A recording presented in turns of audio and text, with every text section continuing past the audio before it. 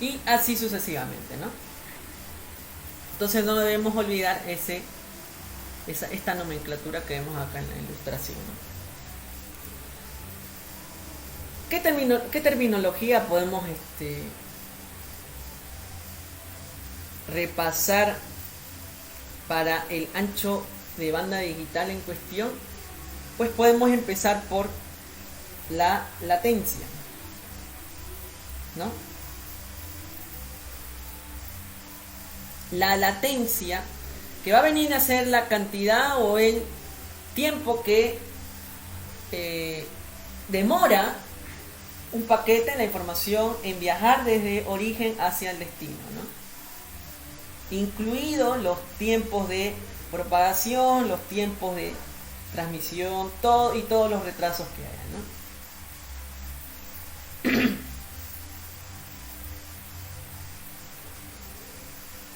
Otra terminología que mencionar es el rendimiento. A ellos nos podemos referir también en otros lados como throughput, que va a ser la medida de transferencia de bits a través de los medios durante un periodo de tiempo determinado,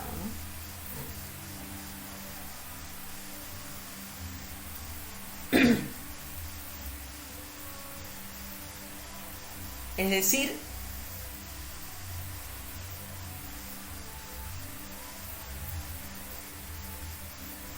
los dispositivos van a tener una velocidad de transferencia.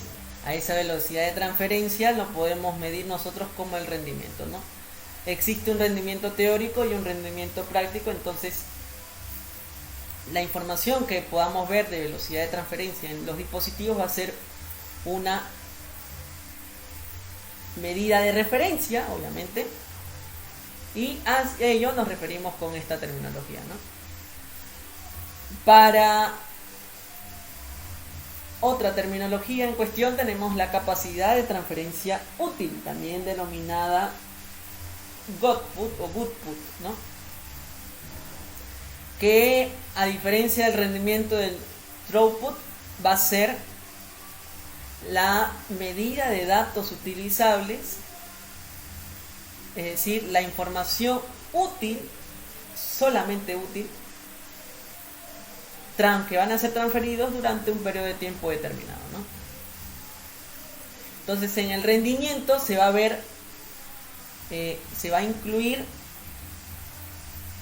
distintos problemas de tráfico, como ser la sobrecarga,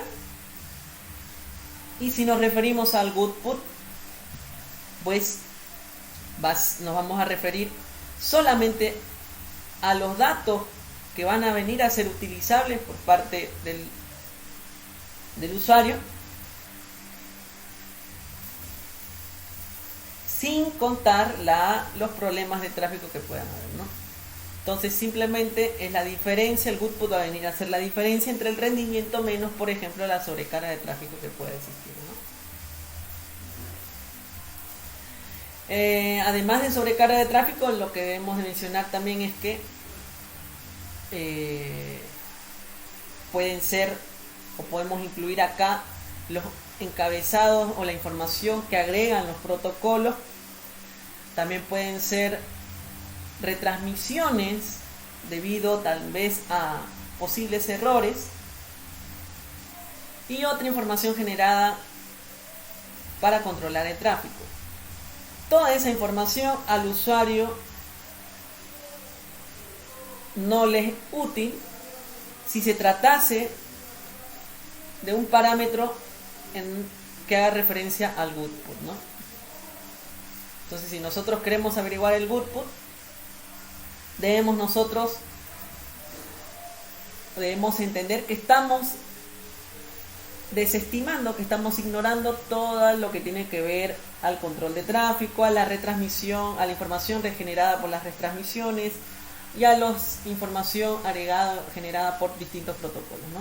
Simplemente nos interesa qué tiempo ha demorado los datos en transferirse, ¿no? Es decir, los datos reales y utilizables para el usuario, ¿no? Todo esto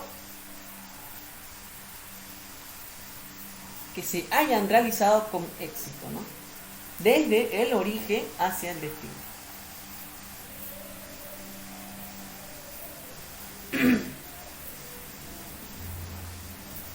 Entonces, con rendimiento, no olvidemos, vuelvo a repetir, y esto se va a ver siempre a lo largo del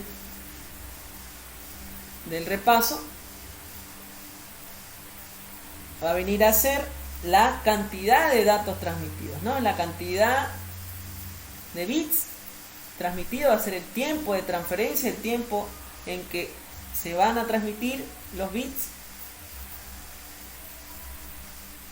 desde un origen hacia el destino, ¿no? Aquí en el rendimiento se van a incluir esas información agregadas por partes de los protocolos, tal vez información que se agrega por algún control de tráfico o por algún protocolo, ¿no? Estos últimos mencionados no van a ser útiles al usuario y es por eso que si se quisiera desestimar esto último, pues tendríamos que hacer uso del parámetro, o tendríamos que averiguar el parámetro del goodput, ¿no?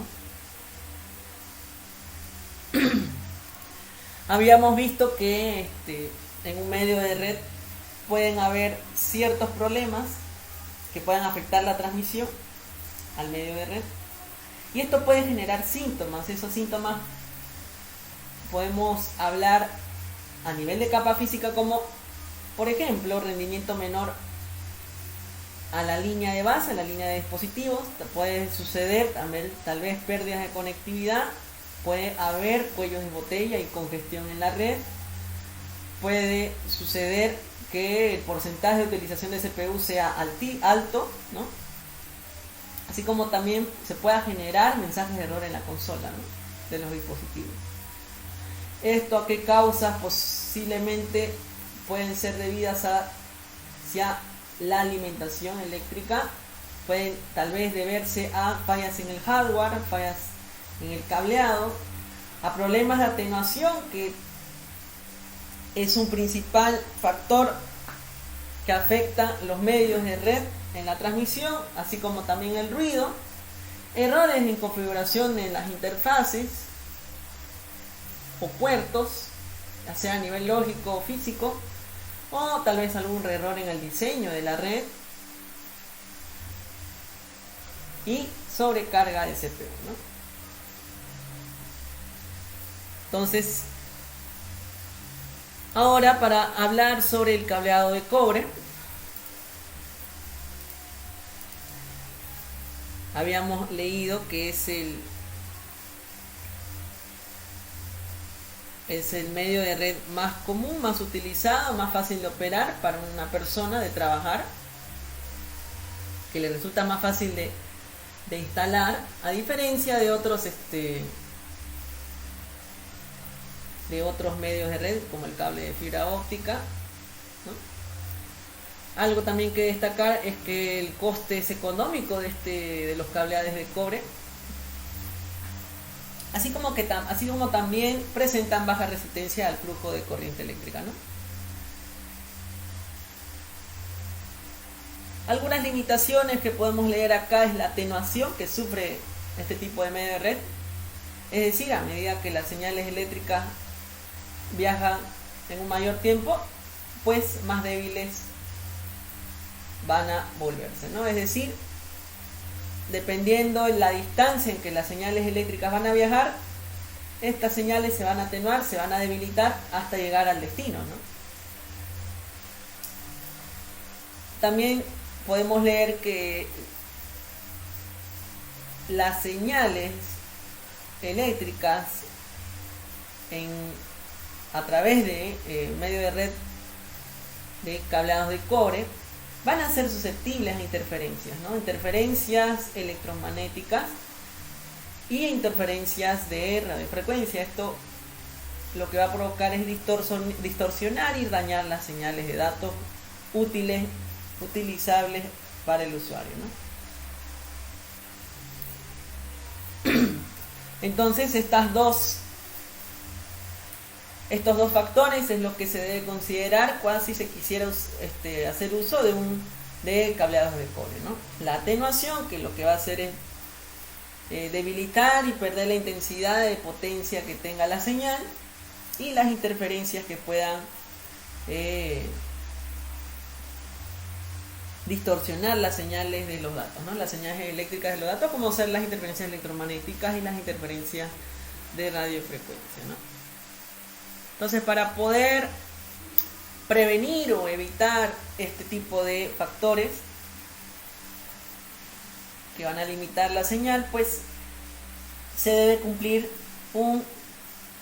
los límites de longitud que puede soportar el cable, ¿no? Para poder evitar la atenuación o lograr menor atenuación en la señal. Y también para podernos proteger de las interferencias electromagnéticas y de radiofrecuencia, saber escoger los tipos de cable de cobre, ¿no? Hay distintos tipos de cable que pueden que presentan características de protección a estas interferencias, ¿no? Así como también poder mitigar la diafonía, que con diafonía nos referimos a cuando las señales de los datos se vea amenazada interferida con otra señal no deseada en cortas distancias, ¿no? En otras palabras, si a la señal de los datos la interfiere otra señal de otro cable cercano, ¿no? Entonces, en los tipos de cableado de cobre tenemos par trenzado, habíamos hablado del par trenzado y el cable coaxial, ¿no? En el par trenzado tenemos subtipos en el cual el par trenzado puede ser no blindado o también no apantallado, denominado así.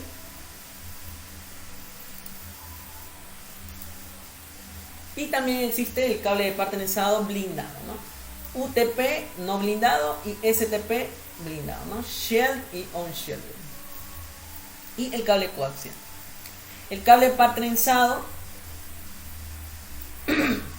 sin blindaje, el UTP, es el medio muy utilizado para armar una LAN, por ejemplo, ¿no?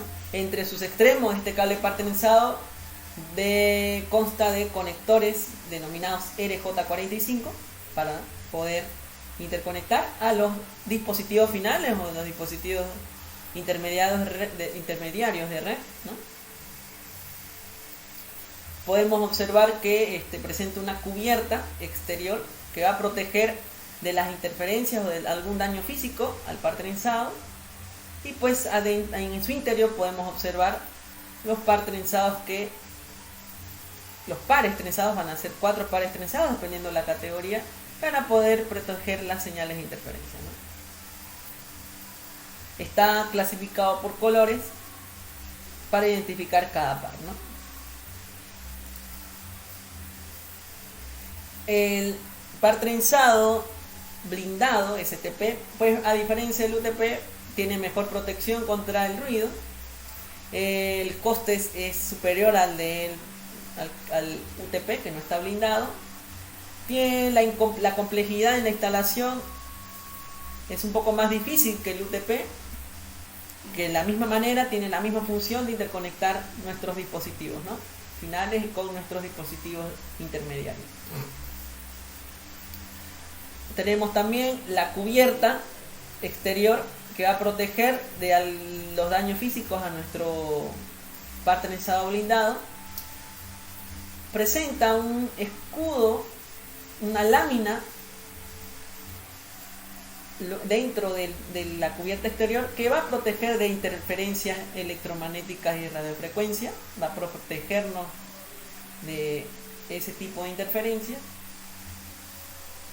Además que cada par trenzado presenta un escudo de aluminio, también para protegernos con el mismo fin. Y por último tenemos que los pares trenzados están cubiertos de plástico que está debidamente codificado en colores para poder identificar cada par, ¿no? Tenemos también el cable coaxial. El cable coaxial con sus distintos tipos de conectores, BNC, tipo N y tipo F, ¿no? Básicamente, ¿cómo podemos describirlo? Al cable coaxial, pues en su exterior o desde la vista exterior presenta una cubierta para evitar de daños físicos al cable.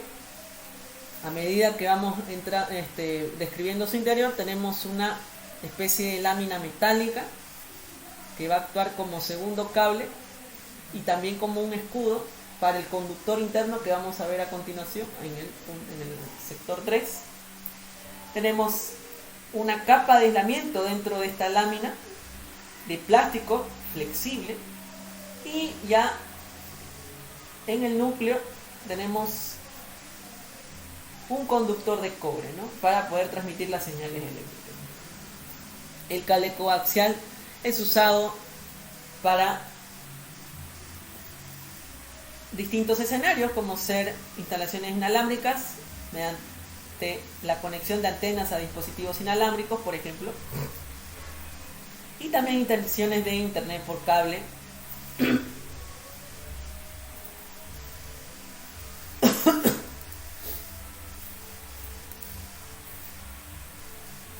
Entre las propiedades del cable UTP, del cable no blindado, pues presenta, habíamos visto, 4 pares de alambres, ¿no?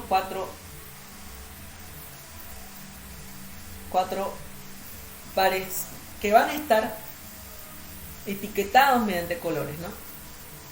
Van a estar encerrados por una cubierta o una funda de plástico flexible. Y presenta algunas propiedades para evitar lo que habíamos descrito hace un momento, el factor de la diafonía, ¿no? Entonces, ¿qué sucede? Que cada par de cables, cada par de alambres, va a utilizar una polaridad opuesta, ¿no? Un cable va a ser negativo y el otro positivo. Y van a estar retorcidos juntos para evitar de interferencias electromagnéticas y de radiofrecuencia, ¿no? De esa manera van a poder cancelar, el hecho de que estén trenzados va a permitir que cancelar los campos magnéticos, ¿no?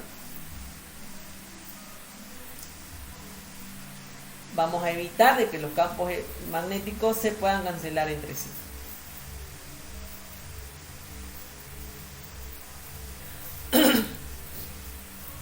Estos cables no blindados UTP están establecidos por la organización TIA-EIA que habíamos descrito al inicio para cada capa física.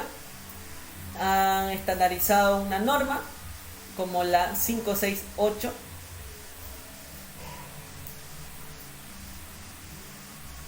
el cual va a estandarizar componentes como los tipos de cable. Se estandariza también, se norma las longitudes del cable a utilizar, los conectores a usar, la forma en cómo se va a consistir la terminación del cable y la forma en cómo se van a hacer las pruebas, ¿no? Que con métodos de prueba nos referimos a las certificaciones para un cableado estructurado eficiente, ¿no?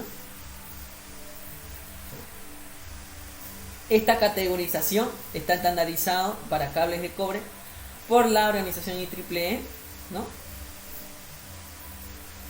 Categorizan mediante el rendimiento que puedan ofrecer, ¿no? A partir de categoría 1, 2, 3, 4, 5, 6, a medida que se eleva la categoría, el rendimiento es mejor, pero puede suceder alguna variación en la longitud, ¿no? No olvidar también que estas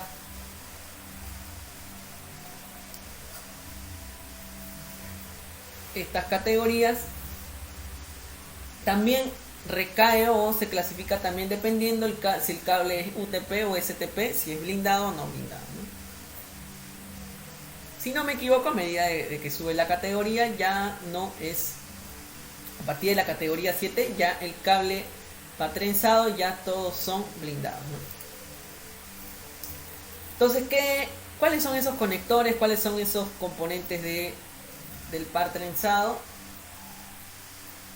En este caso, del no blindado, pues tenemos básicamente el conector RJ45 en el extremo del cable, y tenemos para el otro material para nosotros conectar el cable un jack, ¿no? Un enchufe RJ45. ¿Cómo están codificados los pines de conexión? En un enchufe, en un jack RJ45, pues presenta 8 pines. 8 pines. Y habíamos mencionado que están normados por, ¿dónde está? Están normados por la TIA 568, ¿no? Esta norma presenta, perdón, este estándar presenta dos normas: TIA 568A y TIA 568B, donde dispone la función que va a tener cada uno de los pares trenzados y cada uno de los pares trenzados en la conexión con los pines, ¿no? Entonces, si se configuran los pines junto con los pares trenzados de esta manera: blanco-verde en el pin 1, verde en el pin 2, blanco-naranja en el pin 3, azul en el pin 4, blanco-azul en el pin 5, naranja en el pin 6, blanco-café en el pin 7 y café en el pin 8, pues se tratará de una norma TIA 568A. Y si se configura, si se construye, si se conecta cada cable en la otra norma TIA 568B, naranja-blanco en el pin 1, naranja-2 en el pin 2, verde-blanco en el pin 3 y así sucesivamente, pues se tratará de la norma TIA 568B. Ahora, la manera en cómo nosotros aplicamos esto, o si construimos el cable en sus extremos, pues dependerá del tipo que queramos, del tipo de cable que queramos usar, ¿no? Existe, o la manera que existe es de construir un cable directo. Como lo construimos, pues debemos usar en ambos extremos solo una norma. Puede ser la TIA 568A o puede ser la TIA 568B, ¿no? Una de las dos tienen que estar en ambos extremos del cable. ¿Con qué objetivo? Con el objetivo de conectar un dispositivo final a un dispositivo intermediario, o en otras palabras, conectar un host a un dispositivo de red, ¿no? Tenemos también como otro tipo de cable cruzado, el cual el estándar norma que en un extremo del cable debe haber una norma y en el otro extremo del cable debemos aplicar una norma distinta a la del primer extremo. Por ejemplo, en un primer extremo podemos aplicar la norma de configuración de los cables en los pines TIA 568A, y en el segundo extremo debemos aplicar la TIA 568B, ¿no? O viceversa, ¿no?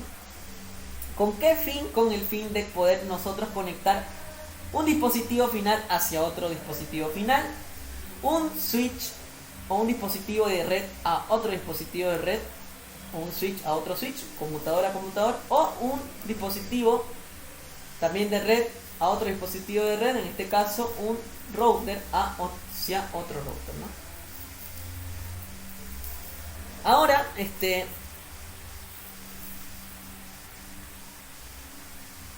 algunas tarjetas de interfaces en red, algunas NIC, utilizan un mecanismo ya denominado Auto MDX, el cual va a detectar el tipo de cable usado y va a completar la conexión sin importar la norma que se use, mediante software, ¿no? Entonces, algunos dispositivos lo tienen, algunos no, y eso se lo verifica en entre las características del dispositivo en cuestión, ¿no?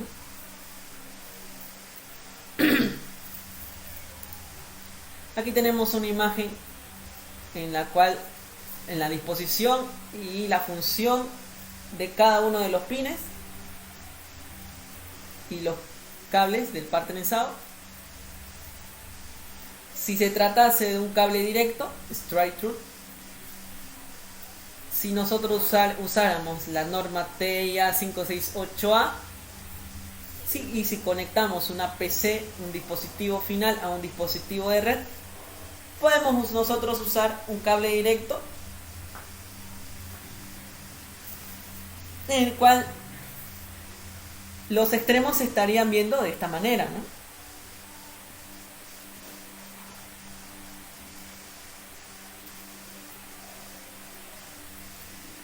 En el extremo 1 o en el primer extremo podemos observar que el pin 1 va a ser de transmisión positiva, el pin 2 de transmisión negativa, el pin 3 recepción positiva y el pin 6 recepción negativa, ¿no? Desde el otro extremo 2, el segundo extremo, de la misma manera, ¿no? Pero en este dispositivo de red tenemos que, de la misma manera, la codificación de los colores, pero en los pines, en el dispositivo de red, en este caso un hub, por ejemplo, la disposición de los pines está que en el pin número 1 va a ser utilizado para una función de recepción positiva y el pin 2 una función de recepción negativa, ¿no? De tal manera que acá no va a producir una colisión, debido a que en el lado de la PC los pines 1 y 2 van a transmitir, y en el lado del hub, en este caso, el pin 1 y 2 van a recibir, están establecidos como recepción de la señal, ¿no? Ahora, si acá nosotros, en vez de usar un cable directo, no usamos la norma, usamos una norma distinta en ambos extremos a la norma TEI 568A en este extremo 1 y la norma TEI 568B en el extremo 2, podríamos hacer una colisión de la señal, ¿no?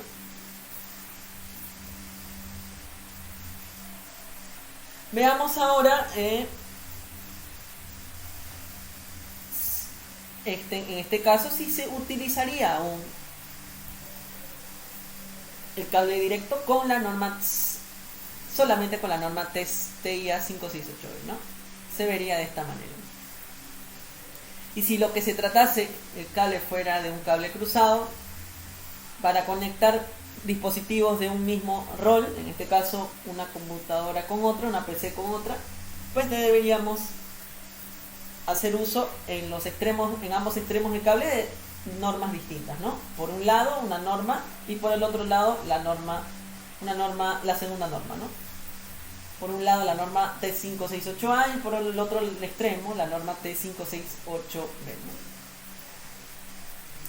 ¿no? Aquí también, si usamos la misma norma 568A en ambos extremos, lo que va a pasar es que va a haber una colisión de la señal, ¿no?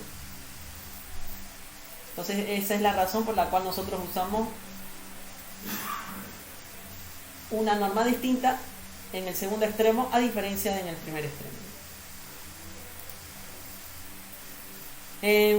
Entonces habíamos visto que cada dispositivo tiene pines específicos dependiendo de la función, ¿no? Asociado, mejor dicho, a la función de transmisión y la función de recepción, como habíamos visto acá, ¿no? Función de transmisión y función de recepción. Tenemos entonces que las interfaces en cada dispositivo están diseñadas para transmitir y recibir los datos dentro de los cables, ¿no? Dependiendo cómo estén designados. Tenemos el grupo 1, los pines están descritos acá dependiendo de la función de transmisión y recepción. Pin 1, pin 2 para transmisión, pin 3 y pin 6 para recepción. para computadoras, router y servers, y para switches, el pin 1 y pin 2 para recepción, y el pin 3 y pin 6 para transmisión, al revés, ¿no? Es por eso que decimos que para conectar, si tenemos un escenario, para conectar una computadora, una PC hacia otra PC, si usáramos un cable directo, habría una colisión de la señal si usáramos la misma norma en ambos extremos, la misma norma TIA 568, ya sea A en este caso, ya que empieza por verde-blanco, habría una colisión de señal en los pines unidos y pues eso sería incorrecto, ¿no? Así que esa es la razón por la cual debemos nosotros usar un cable cruzado si se tratase de un mismo dispositivo, en este caso una PC hacia otra, ¿no? Si usamos un cable cruzado, ¿qué es lo que va a pasar? Pues si por un lado, al decir un cable cruzado, es decir que en ambos extremos se van a usar distintas normas. Por un lado por el lado izquierdo tenemos la norma B, en donde los pines de transmisión va a ser naranja, blanco y naranja, respectivamente, para pin 1 y pin 2. Y estos cables se van a ir a conectar al pin 3 y al pin 6 del otro extremo. ¿Debido a qué? Debido a que acá, en este lado derecho, la norma que se ha utilizado es la norma A, ¿no?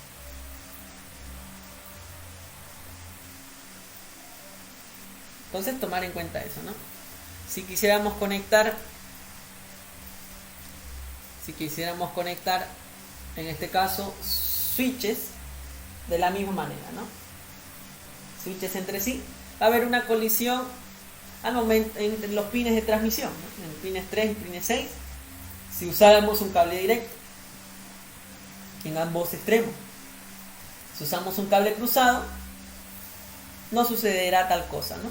Ya que los pines unidos de recepción del lado izquierdo de este switch van a venir a ser conectados mediante el cable, mediante los pines 3 y 6 de transmisión del lado derecho del switch, ¿no? Aquí se está usando la norma B y aquí se está usando la norma A, y eso hace referencia a un cable cruzado, ¿no? Ahora, si queremos conectar dispositivos distintos o de distinto grupo, como habíamos visto al inicio, tenemos una PC, queremos conectarla al switch, lo hacemos con un cable directo, ¿y por qué es directo? Porque decimos que es directo porque en ambos extremos está usando solo una norma de colores, en este caso la 568A, en ambos extremos, ¿no? Si queremos conectar un router con un switch, de la misma manera, ¿no? Un cable directo,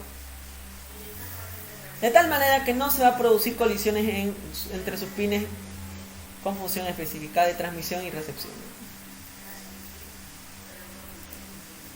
Había mencionado entonces que una característica, o diré un mecanismo mediante software introducido en estos dispositivos, puede eliminar la necesidad de tener que estar preocupándonos por algunos cables específicos, ya sea en directo o en cruzado, ¿no? Entonces, lo que va a hacer este mecanismo mediante software es detectar la señal eléctrica de estos cables, dependiendo de la configuración, y lo va a adecuar dependiendo el puerto del dispositivo, ¿no?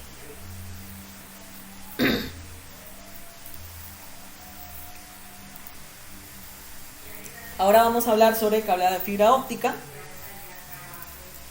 El cable de fibra óptica pues no es tan común en LANes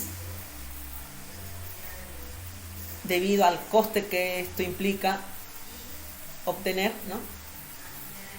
Es sumamente ideal para escenarios complejos de redes en donde los requerimientos sean sofisticados, presenta sus propias propiedades de cableado, que vamos a hablar a continuación. A diferencia de otros medios de red guiados, es menos susceptible la fibra óptica a interferencias, o diríamos es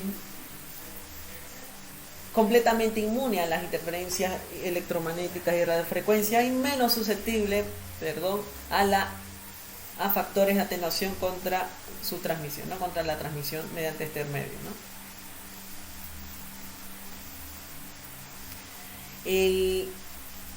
La fibra óptica están están fabricadas mediante finas hebras de vidrio, ¿no? Muy puros.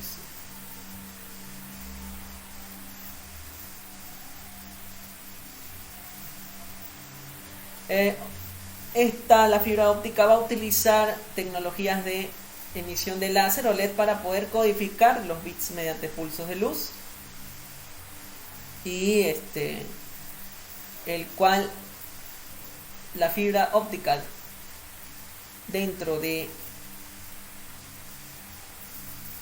el cable lo que va a hacer es actuar como una guía de onda para transmitir esos pulsos de luz, ¿no?, entre dos extremos, para evitar la pérdida de la señal. Podemos ver entonces, si no me equivoco, ustedes han llevado un curso de fibra óptica hace una semana, ¿no?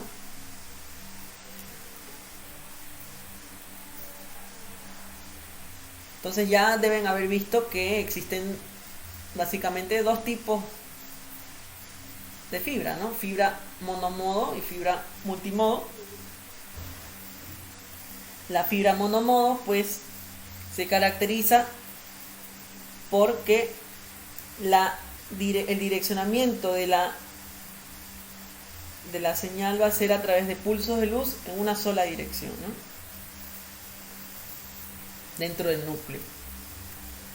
El núcleo, ¿de qué tamaño es? Es alrededor de 9 micras. Para términos de referencia, si no me equivoco, el filamento del cabello humano es entre 50 y 100 micras. Entonces ya tenemos una idea de qué tan pequeño es el hilo, o mejor dicho, el núcleo, el tamaño del núcleo, el diámetro del núcleo, alrededor de 9 micras. Luego presenta un revestimiento de alrededor de 125 micras de diámetro. Y el revestimiento exterior de este tipo de fibra monomodo se trata de un revestimiento de polímero muy resistente, debido a que la fibra monomodo se utiliza en aplicaciones de larga distancia, ¿no? Entonces, debido a que su núcleo es de 9 micras, se considera un núcleo muy pequeño, ¿no? No olvidemos que la característica que lo diferencia a la fibra monomodo es que la dirección de la luz o la trayectoria que tiene la luz es una sola dirección, ¿no?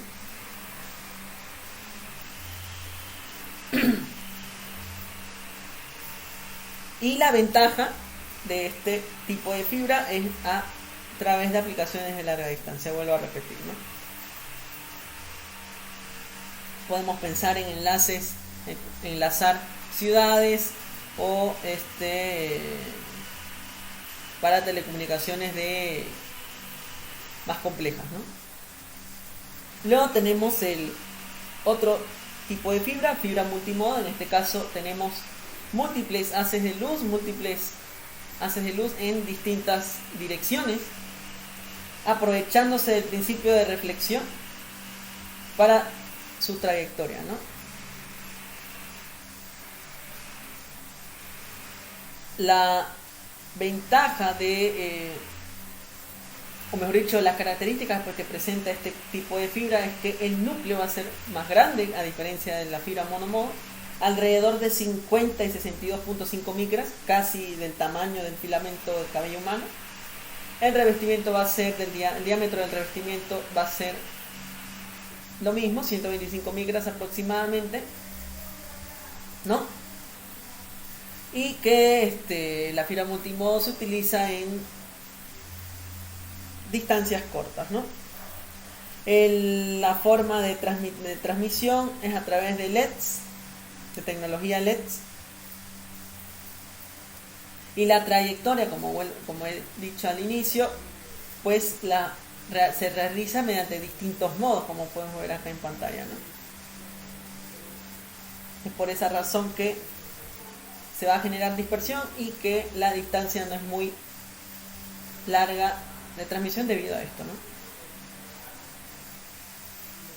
El revestimiento exterior que usa este tipo de fibra multimodo no es tan sofisticado como el de la fibra monomodo, ¿no?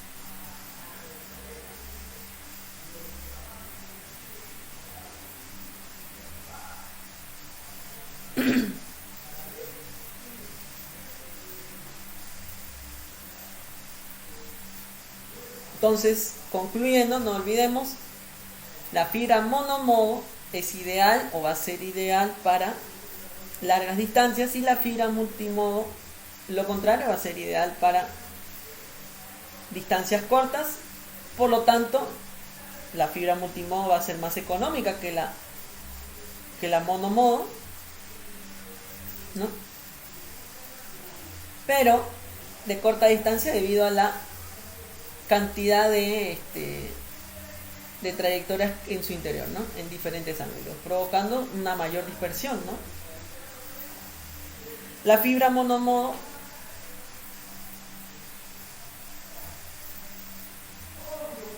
en su caso solamente mediante una trayectoria, ¿no?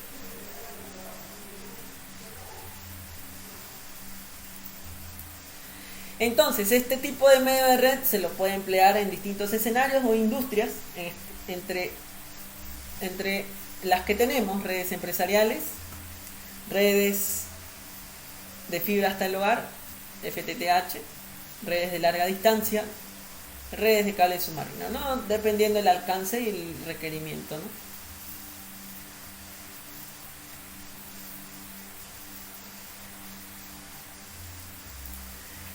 ¿Qué conectores, componentes de red, materiales para la fibra óptica podemos presentar o se pueden ver más comunes?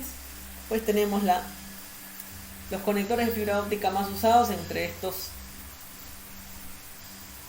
tenemos estos 4 en la ilustración: el conector de Férrule, conector FC, conector punta recta, conector ST, conector Lucent LC, conector de suscriptor SC, ¿no? Que son reconocibles mediante estos colores, que se lo va a encontrar.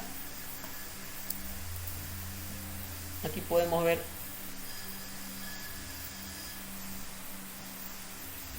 en otra ilustración el conector ST, LC, SC y FC. No olvidar también que cada tipo de conector también hay tipos de pulido. El pulido va a estar al final, ¿no? En un extremo del conector. Estos 3 tipos de pulido consisten en el contacto físico, un tipo de pulido de contacto ultrafísico, pulido con contacto físico angular, ¿no? Como podemos observar acá. Entonces, no olvidemos la nomenclatura de estos conectores y su pulido, ¿no? Por ejemplo, acá en pantalla podemos tener un conector de tipo SC con un pulido PC al extremo, ¿no? Y aquí podemos ver distintos tipos de colores para los conectores dependiendo la categorización de la fibra, ¿no?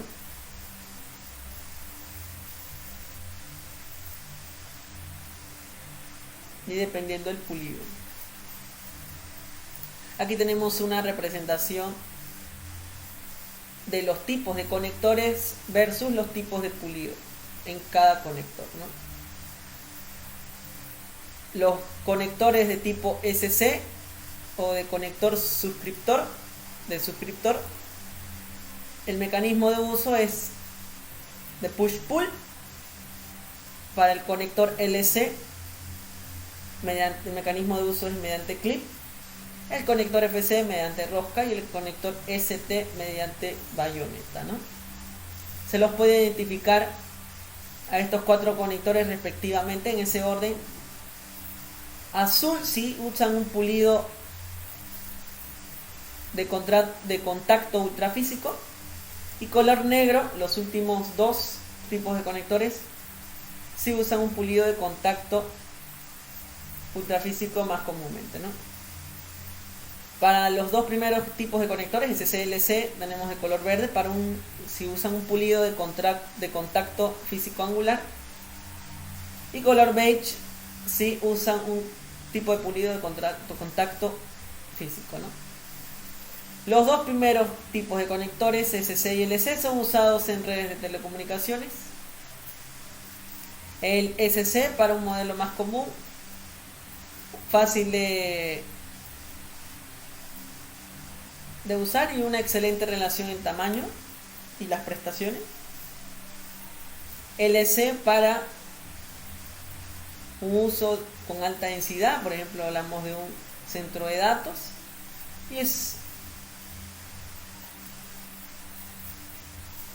un poco más pequeño que el SC. Tenemos el conector FC, que es usado en industrias con una buena resistencia mecánica y resistente a vibraciones, y el ST usado para mantenimiento, ¿no? Presenta una buena resistencia mecánica, ¿no? Aquí tenemos, y algo que también no debemos ignorar, es la resistencia, las pérdidas por inserción y por retorno que presenta cada conector, y dependiendo tipo de fibra, multimodo, monomodo, single mode y multimode, MM y SM, y dependiendo del tipo de pulido, ¿no? Entendemos que por la pérdida de inserción es la pérdida de qué tanto de luz se pierde en el conector. Para un tipo de pulido menor a 0.3, el PC, el pulido PC, conector físico, presenta una pérdida por inserción menor o igual a 0.3 decibeles. El pulido ultrafísico, con conector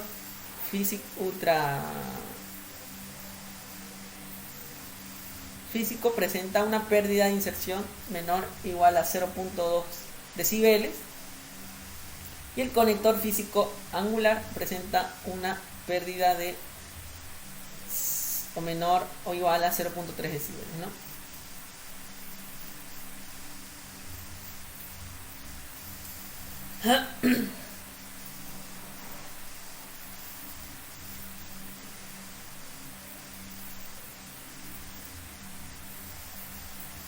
Entonces, cuan menor sea el valor acá en las pérdidas de inserción, menor es la cantidad de luz que se va a perder en la transmisión de la fibra, ¿no? Y para un tipo de tipo de fibra monomodo. Para un tipo de fibra multimodo tenemos, si se utiliza un pulido de contacto físico, pues se tendrá una pérdida de inserción de menor o igual a 0.3 decibeles. Ahora, si tenemos o si consideramos la pérdida por retorno, es decir, la pérdida en la que la luz se ve reflejada hacia la fuente, ¿no? Y entendemos que mientras el valor sea mayor, menor será la luz reflejada hacia la fuente. Eso entendiendo que será más eficiente, ¿no? Que también depende del tipo de pulido, ¿no? Tenemos que el tipo de pulido PC va a ser mayor o igual a 45 decibeles, UPC mayor o igual a 50 decibeles y APC mayor o igual a 60 decibeles, ¿no? Vemos que el pulido APC es el que presenta mayor resistencia o mayor menor luz reflejada en la fuente, lo que genera mejor eficiencia y más eficiente que los anteriores pulidos, ¿no? Obviamente que esto también se ve reflejado en contraparte con el coste, ¿no? Esto en fibra monomodo, y en fibra multimodo tenemos que el PC es mayor o igual a 35, ¿no? decibeles. La pérdida de retorno es mayor o igual a 35 decibeles. Entonces todos estos parámetros de pérdidas de inserción y pérdidas por retorno lo vemos reflejado en este tipo de representación, ¿no? La luz incide por el cable hacia el extremo final, el destino, y va a pasar por distintos escenarios. A lo largo de la trayectoria del cable va a suceder distintas cosas. Entre ellos puede haber un empalme por fusión, y el empalme por fusión puede generar unas pérdidas por fusión. Pueden haber también, a lo largo de la trayectoria del cable, un conector mecánico empleado. Esto va a generar pérdidas por conector, todo esto medido en decibeles. El cable se puede curvar al momento de manipular, o en la instalación y la implementación, puede generar eso, pérdidas por curvatura, ¿no? Y no menos importante, la luz, qué cantidad de luz reflejada puede regresar a la fuente, ¿no? Entonces, debido a la reflexión. Entonces, eso es lo que debemos considerar cuando se quiera usar medios de red de cómo hacer la fibra óptica, ¿no?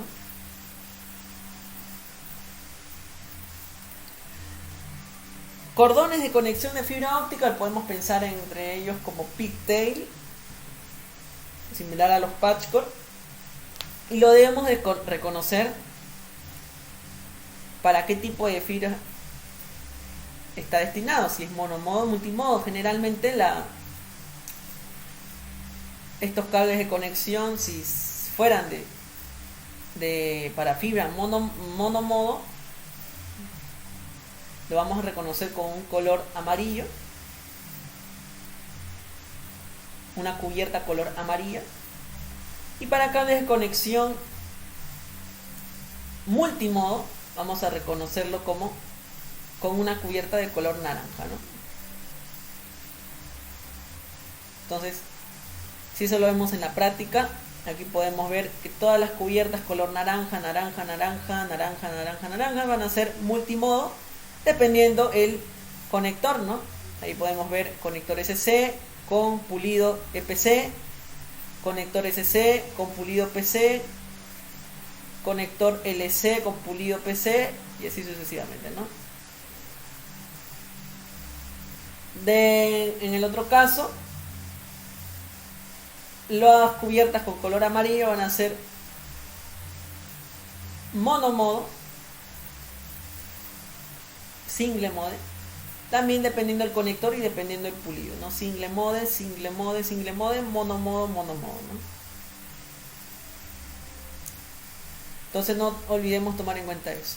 Aquí tenemos una comparación de la fibra versus el cobre, ¿no? Cableado de par trenzado, en este caso el no blindado, tiene un ancho de banda entre 10 megabits y 10 gigabits por segundo, dependiendo de la categoría, ¿no? Este ancho de banda se incrementa. A diferencia del cable de fibra óptica, pues puede llegar hasta los 100 gigabits por segundo. Y sabemos que esto evoluciona y está en mejora. La distancia que pueden cubrir el par trenzado de 1 a 100 metros, y pues la fibra óptica de 1 a 100.000 metros, dependiendo también el tipo de fibra, ¿no? La inmunidad que tiene el par trenzado es baja, a diferencia de la fibra óptica, que es totalmente inmune a peligros eléctricos. De la misma manera, el coste relacionado a estos dos tipos de medio de red, el par trenzado es más bajo, a diferencia de la fibra óptica. Las habilidades para manipular y instalar con estos tipos de medio de red para una persona, el par trenzado no es muy complejo, es sumamente baja la complejidad, y pues la fibra óptica es más alta, necesita un adiestramiento, y las precauciones de seguridad también de la misma manera, ¿no? Por último tenemos los medios inalámbricos, los medios no guiados, ¿no? Aquí tenemos una ilustración en la cual podemos ver el panorama de las redes de red, o las tecnologías de red, perdón, inalámbricas, de que van desde las PAN, las redes de área personal inalámbricas, las redes de área local, las redes de área metropolitana, hasta las redes de área amplia. En las PAN consisten en redes de corto alcance. Podemos ver tecnologías en este tipo de red, como Bluetooth, Zigbee, NFC, tecnología por radiofrecuencia, etcétera, que van a venir a conectar, pues posiblemente dispositivos personales, ¿no? Sensores, etcétera. Las LAN, en el caso de las LAN, el alcance que pueden cubrir es dentro de un hogar, una oficina. Podemos ver tecnologías inalámbricas como Wi-Fi, que lo que va a hacer en las LAN es conectar dispositivos personales, domésticos, computadoras, routers, dispositivos de red o inteligentes, ¿no? Si se tratase de una MAN, una red de área metropolitana inalámbrica, pues el alcance que puede cubrir es de una ciudad, por ejemplo. Y aquí una de las tecnologías más comunes es la tecnología WiMAX, que tiene por estándar 802.16. La tecnología del Wi-Fi que anteriormente mencioné es 802.11. La tecnología Zigbee, en este caso, trabaja con, o mejor dicho, está estandarizado por la 802.15, si no me equivoco, y esto lo han realizado en sus tareas. Creo que las primeras tareas lo investigan. Y pues el WiMAX, la tecnología WiMAX, está destinado para aplicaciones urbanas o redes de ciudades. Y por último tenemos las WAN, redes inalámbricas de área local para largo alcance, ¿no? Tecnologías o acceso a internet de manera global, ¿no? Entre las tecnologías podemos destacar las redes móviles, LTE, 3G, GPRS, GSM y los satélites, ¿no? Que van a interconectar regiones, países enteras, ¿no? Aquí podemos ver otra ilustración según la distancia que pueden cubrir estas tecnologías de redes inalámbricas, según su alcance. No olvidemos, podemos clasificar por su proximidad, por sus redes de área personal, redes de área local y redes metropolitanas y de área extensa, ¿no? O área amplia. En cada tipo de red, según su alcance, podemos identificar distintas tecnologías de estudio. NFC, identificación por radiofrecuencia, cuando el alcance es entre 0 a 10 centímetros. De 10 a 100 metros tenemos Bluetooth, Zigbee, etcétera, etcétera. En LANes inalámbricas de entre 100 a 1000 metros podemos tener Wi-Fi, distintos protocolos de Wi-Fi que podemos ver acá en pantalla.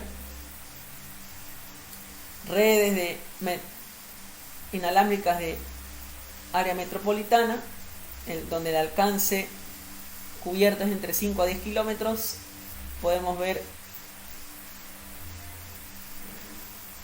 como Zigbee, NAN, Wi-Zoom o WiMAX, que habíamos visto hace un momento, y las WWAN, ¿no? Las redes inalámbricas de área amplia.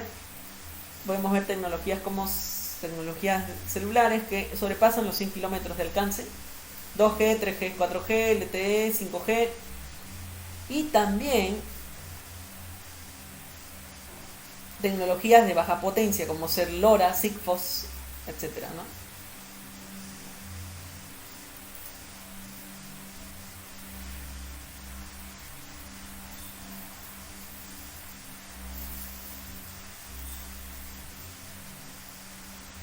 Entonces aquí podemos ver una ilustración en donde están de las tecnologías inalámbricas que están clasificadas también, otra vez según su alcance, y el uso de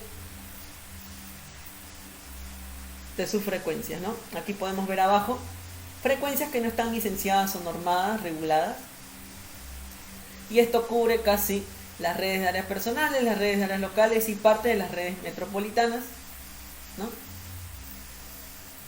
Cada una con sus estándares de trabajo, les puede servir para poder estudiar más a fondo, y las licencias que sí están normadas, reguladas, son parte de las redes, de las tecnologías de redes de área metropolitana y todas las tecnologías que se encuentran dentro de las redes de área amplia, ¿no? Estas redes, sí, las frecuencias están normadas.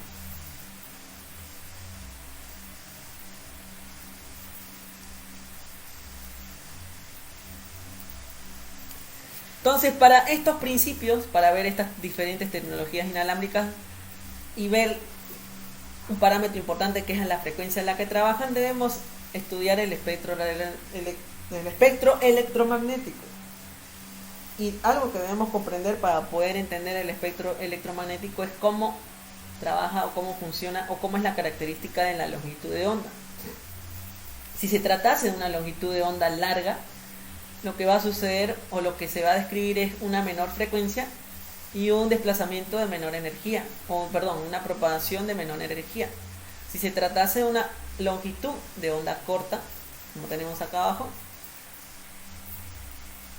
se va a describir una mayor frecuencia y la propagación de la energía será mayor también, ¿no? Entonces,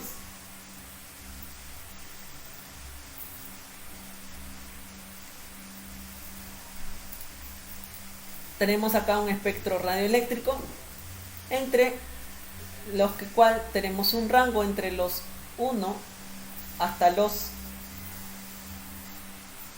300 kilohercios, en el cual ubicamos las ondas eléctricas, ¿no?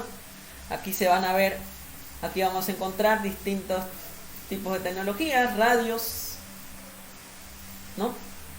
Comunicaciones por radio, a partir de los 300 kilohercios hasta las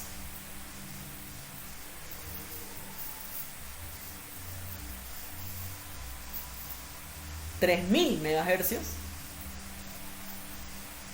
¿no?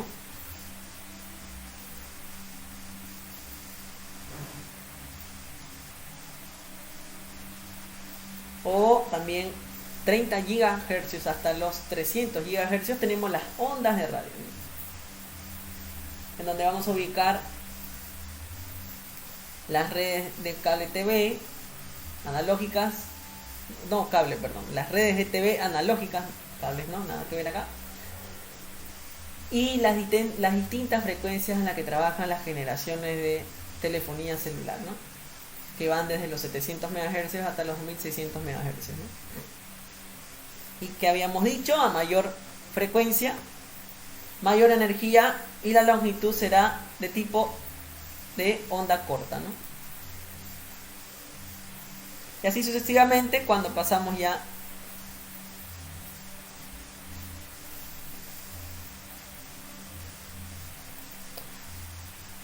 corrijo acá, las ondas eléctricas están en el rango menor a los 1 kHz, y a partir de los 3 kHz hasta los 300 kHz serán las ondas de radio, ¿no? Las ondas eléctricas van a estar ubicadas en el rango menor a 1 kHz.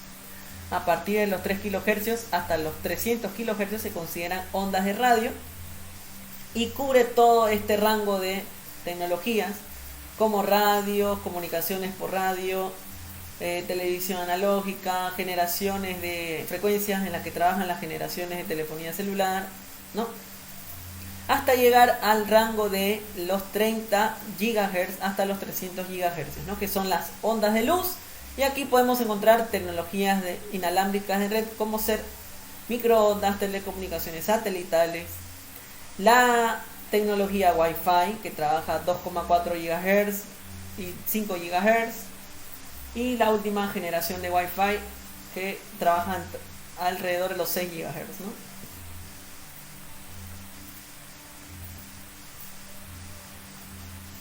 Así como también podemos ubicar la fibra óptica también, ¿no? Que trabaja en este en este tipo de ondas, ¿no? Ondas de luz. Entonces, de esa manera nosotros debemos contemplar, considerar en dónde podemos ubicar las distintas tecnologías inalámbricas en un espectro de ondas electromagnéticas, ¿no? Para su conocimiento y para poder entender cómo es que trabajan, ¿no? A qué frecuencias trabajan exactamente. No olvidemos que las frecuencias, o mejor dicho, las ondas de radio la podemos ubicar mediante un espectro radioelectromagnético a través de bandas de frecuencias, ¿no? Que podemos ver acá en pantalla. Y cuando las ondas se traten de ondas de luz, pues podamos ver otras tecnologías inalámbricas en cuestión, ¿no? Todo esto con el fin de entender a la frecuencia en la que trabajan, habíamos dicho. La frecuencia en la que trabajan, ¿dónde está? Acá tenemos. ¿Dónde está? A ver, acá está, ¿no? La frecuencia en la que trabajan distintas tecnologías inalámbricas, ¿no? Con tecnologías celulares, trabajan a bandas de frecuencia de celular, telefonía celular. El estándar 802.15.4, que si no me equivoco es Zigbee, trabaja a 2,4 GHz.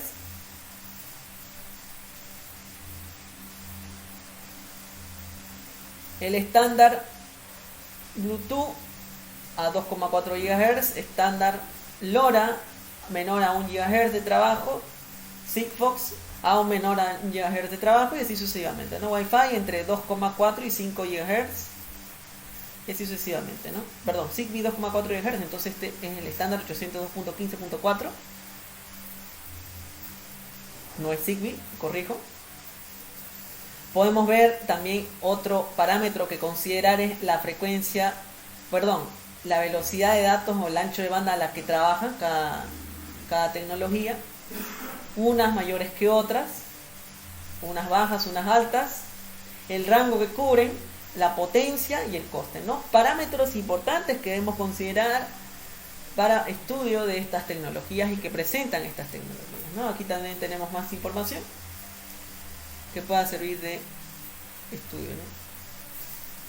Entonces, esos parámetros de estudio es el coste, la velocidad, el alcance que cubren, ¿no? Y la velocidad, el coste, el dato y potencia del ancho de banda y el alcance, ¿no? Que cubren distintas tecnologías inalámbricas, ¿no? Como podemos ver acá en la información, en la ilustración. Aquí distintos protocolos de Wi-Fi, cada una mejor que la otra. En el caso de el protocolo 802.11a, 802.11b y sucesivamente, la velocidad, el ancho de banda digital va a mejorar, el alcance también y la potencia, ¿no?, necesaria a medida que va evolucionando estos protocolos de Wi-Fi. El protocolo de Bluetooth también presenta un rango de operación de bandas de frecuencia, una velocidad y presenta su alcance, así como también la potencia en la que trabaja, ¿no? Información que les puede servir también de estudio, etcétera, ¿no? Aquí arriba tenemos Zigbee y las frecuencias en las que trabajan, la velocidad en la que trabaja, el alcance que cubre y la potencia, ¿no? Podemos ver acá WiMAX también, con los mismos parámetros, GSM y CDMA, que es tecnología móvil, etcétera, ¿no? Entonces, todas estas tecnologías de medios inalámbricos, tecnologías y medios inalámbricos van a presentar propiedades, ¿no? Como se trata de señales electromagnéticas, pues van a representar secuencias binarias usando frecuencias de radio microondas, ¿no?, que habíamos visto hace un momento, ¿no? Esto con una de las ventajas más importantes, que es la movilidad del usuario, ¿no?, permitiendo una mejor movilidad del usuario. Algunas de las limitaciones que se pueda detectar en estas tecnologías inalámbricas en el área de cobertura, podemos ver que unas tienen un alcance mayor que otro, pero a medida que el área de cobertura crece, el coste también crece, ¿no? Esto debido a características físicas de la ubicación donde se quiere implementar o donde se quiera desplegar. Otra limitación es la interferencia, que pueden afectar a distintos tipos de tecnologías inalámbricas. Estas tecnologías van a ser susceptibles a estas interferencias, ¿no? Y eso puede interrumpir la conexión de múltiples dispositivos. Otra limitación es la seguridad, ¿no? Y por último, el medio compartido que existe en las redes de área local inalámbricas, pues que sucede que sucede que al conectarse muchos usuarios y acceder a la LAN inalámbrica en simultáneo, puede que el ancho de banda sea reducido para cada uno de ellos, ¿no? A medida que se conecten más, el ancho de banda se reduce, ¿no? Entonces habíamos visto varios estándares para tecnologías de redes inalámbricas, ¿no? Estos estándares inalámbricos presentan sus propias características, presentan sus propias especificaciones dentro de la capa física, ¿no? O que cubre la capa física, así como también la capa de enlace de datos van a cubrir estas tecnologías, en donde esas características, especificaciones tienen que ver con métodos de codificación de datos, frecuencia, intensidad de la transmisión a la que trabajan, como habíamos visto hace un momento, requisitos de recepción y de codificación de las señales, qué tipo, mecanismo, técnica de codificación usen, o señalización, y el diseño y la construcción de los dispositivos que van a permitir la transmisión, como ser las antenas, ¿no? Habíamos leído entre esos estándares varios de ellos, como Wi-Fi, también llamado por el grupo de trabajo IEEE 802.11, está ubicada para LANes inalámbricas, Bluetooth IEEE 802.15 para redes de área personal, y WiMAX 802.16 para redes de área metropolitana, y Zigbee IEEE 802.15.4 para tecnología de áreas personal o inferior, ¿no? En el caso de estudio para nosotros en la materia que es una LAN inalámbrica, pues se requiere siguientes dispositivos: un punto de acceso inalámbrico, un access point, que lo que va a consistir, o el uso que se le va a dar, es de reunir las señales inalámbricas de los usuarios, va a recepcionar las señales inalámbricas de los usuarios conectados hacia este dispositivo central y interconectar todos esos usuarios y una red inalámbrica local, lo que llamamos una LAN inalámbrica, ¿no? La facilidad también es que a este access point se puede conectar una pequeña infraestructura cableada de red, si así se desea, ¿no? Si así se desea. Otro dispositivo necesario en una LAN inalámbrica es lo que habíamos mencionado hace un momento, las tarjetas de interfaces de red inalámbricas, que va a poder ofrecer la capacidad de comunicarse inalámbricamente hacia los dispositivos, o desde los dispositivos finales hacia otros dispositivos intermediarios, ¿no?, de red.